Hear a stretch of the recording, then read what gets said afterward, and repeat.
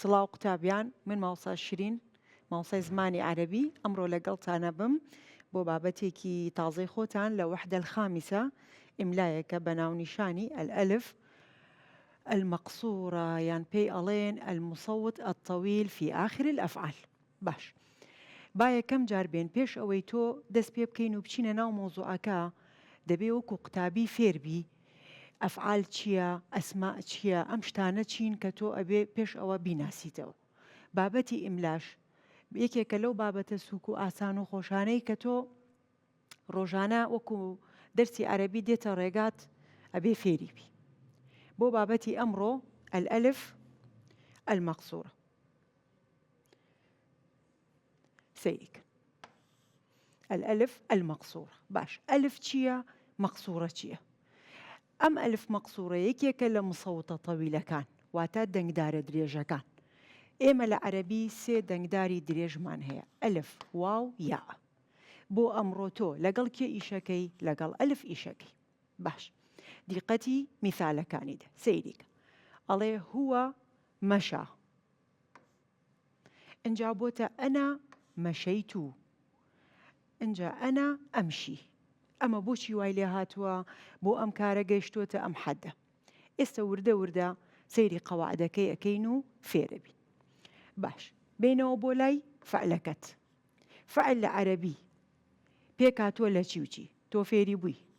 فعل ماضی، فعل مضارع، فعل ئەمر. یەکەم شت کە ئەیخەیتە مێشی خۆت کاتی ئەو فعلەی دێتە ڕێت ئیشی لەسەرەکەی فعلەکە دائیمەن ماضیە. باشە ئەو فعلێش کە بۆ ئەمڕۆ ئیشمان پێیەتی ئەبێ بزانی فعل لە ڕووی پێک هاتە ئەبنە دوو بەش کە ئێستا لە قەواعدەکەشا ئەیخوێنینەوە. فعلمان هەیە ثلاثیە، هەشمانە پێی ئەڵێن غێر ثلاثی. باش ثلاثی چییە؟ غێر ثلاثی چییە؟ ثلاثي واتا يتكون من 3 أحرف، واتا لسي بيت بيكدي. أي غير ثلاثي كم واتا بيتم هيا بچوارة، واتا كلمة كم بچوار بيت ببينج بشش كبي ألين رباعي خماسي سداسي. أما أو إشانية كوكو چون ألي بداية يعني مقدماتا تو أبي لبابتكت بيزاني. سيري يكم نقطة بكبزانة تشيد بيالي. الله كيف عرفنا في الفعل الثلاثي؟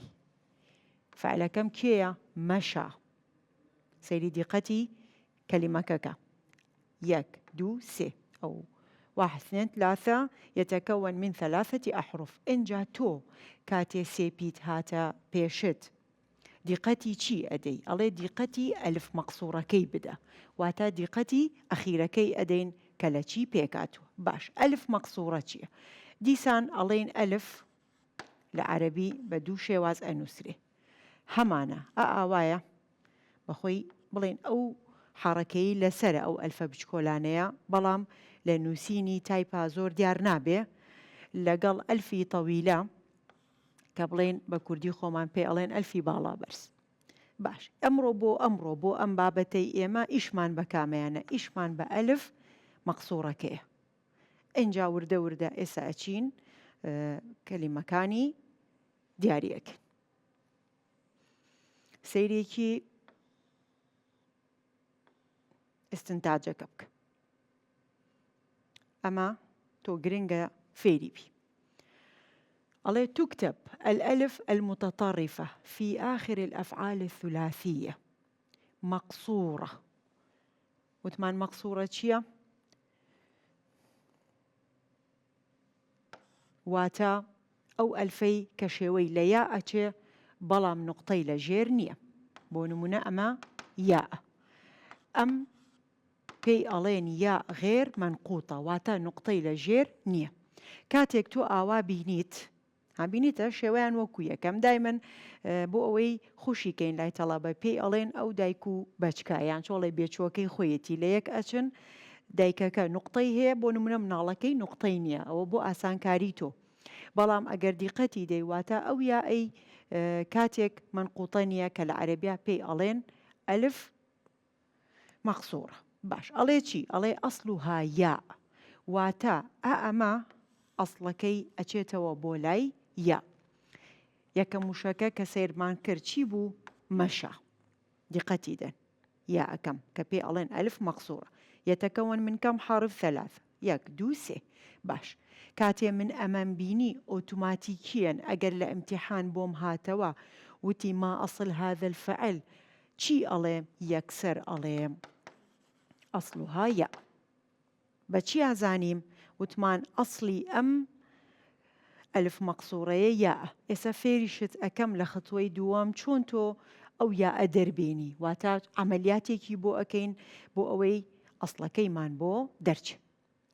ئەصلەکە ئەڵێ چی بکە؟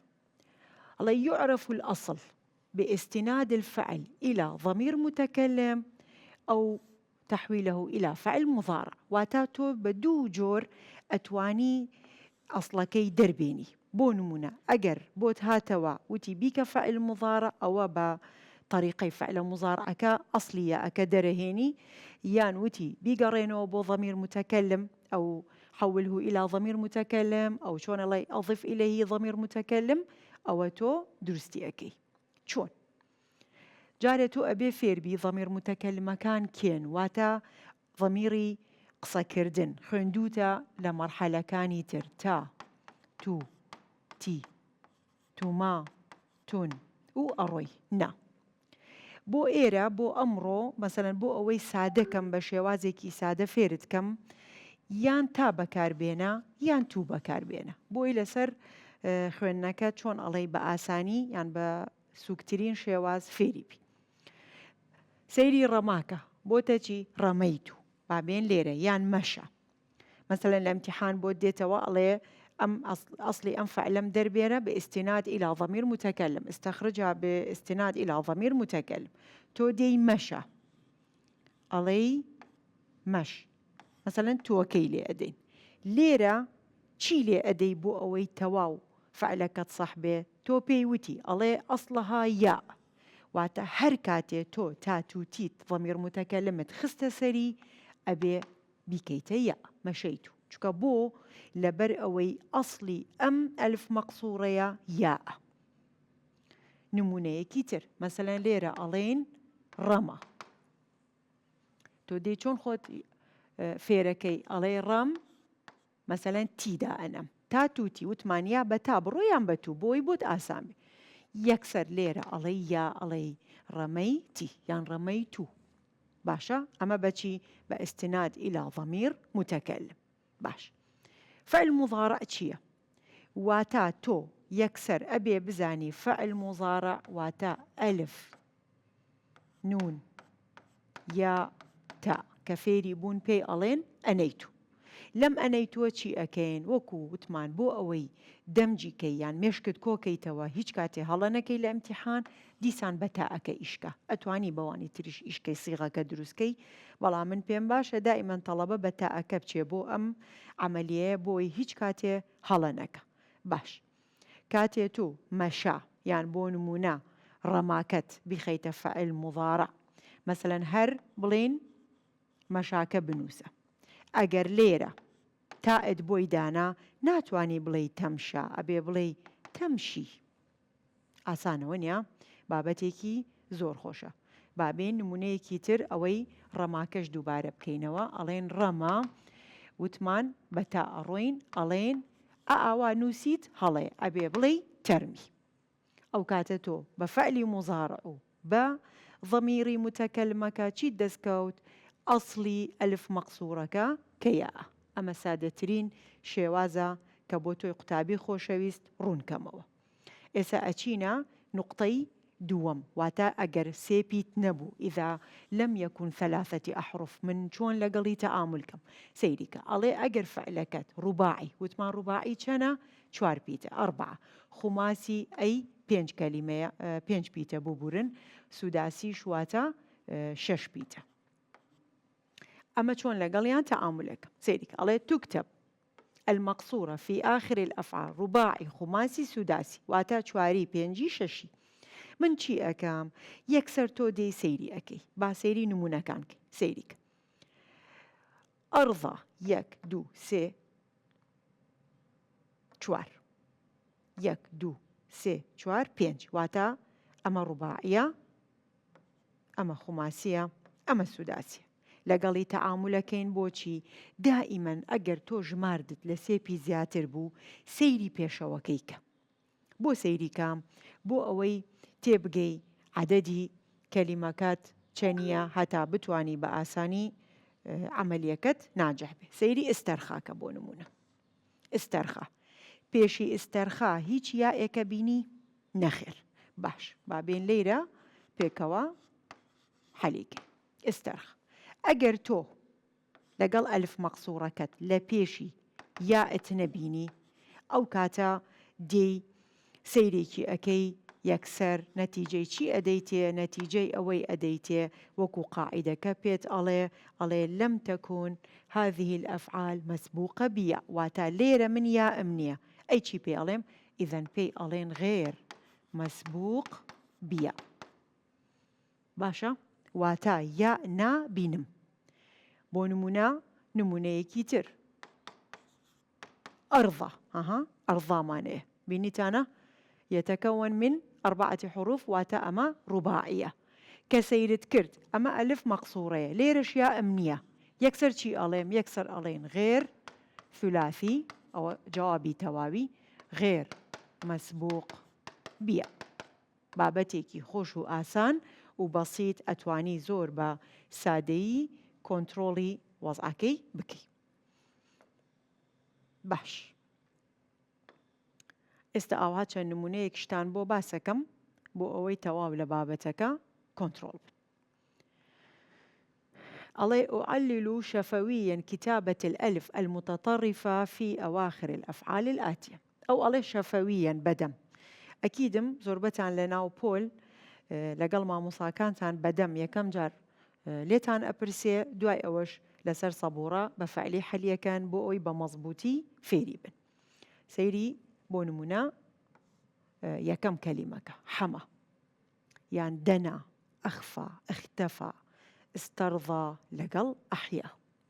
کاتێک تۆ وشەکان ئەبینی یان فعلەکان ئەبینی وتمان یەکسەر مێشکت بۆ کێ ئەڕوا مێشکت ئەڕوا بۆ لای ئەوەی بیان ژمێرە بزانە ثلاثیە بزانە ڕوباعیە یان بۆ نمونە خماسیە سوداسیە واتە یا ئەبێ ثلاثی بێ یان ئەبێ غێر ثلاثی بێ. ئێستا ئەگەر سەیری حەماکەین 1 2 3 واتە چەندە؟ فعل ثلاثیە یەکسەر ئۆتوماتیکیان بۆ فعلە ثلاثیەکە من ئەڵێم چی؟ ئەڵێن ئەسڵها یا واتە بەمە ئەڵێن ئەسڵها یا. نمونەیەکی تر سەیری اختەفاکە. طبعا من محاولە ئەکەین یەک دوانێکی حەلەکەین بۆ ئەوەی تۆش لە ماڵەوە لەگەڵ من وردە وردە لەگەڵی بڕۆیت و خۆت تێستکەی کە بە جوانی بتانی هەمویان خۆت حەلیکەیت و فێری بی. سەیریکە لێرە هیچ یائێکە بینی؟ نەخێر یا نابینم. کە مادام یا نابینم و فعلەکەشم ثلاثی نییە یەکسەر بەمانە ئەڵێن غێر ثلاثی غێر مسبوق بياء. باشە ئەی لەوانەیە بپرسی بڵێ ئەی ئەحیا بۆچی وان نووسراوە؟ ئەو کاتە تۆ یەکسەر لە ئەحیاکە سەیری ئەەکەی ئەمە ئەلفی مەقسوورە نییە واتە ئەلفی تەویلەیە پێشیشی یاء ئەمە ئینشاڵڵا لە دەرسێکی تر بۆت باسەکەم ئەو کاتە بەمە ئەڵێ مەسبوق بياء. ئەمە شتێکی سادەیە ئینشاڵڵا لە دەرسێکی تر باسیەکەین. لە تەمرینی دووەمەکەش سەیریکان ئەڵێ حوله إلى ماضي تۆ فێر بووی ئەم فعلانە ثلاثی بێ غێر ثلاثی بێ واتە فعلەکە ماضیە.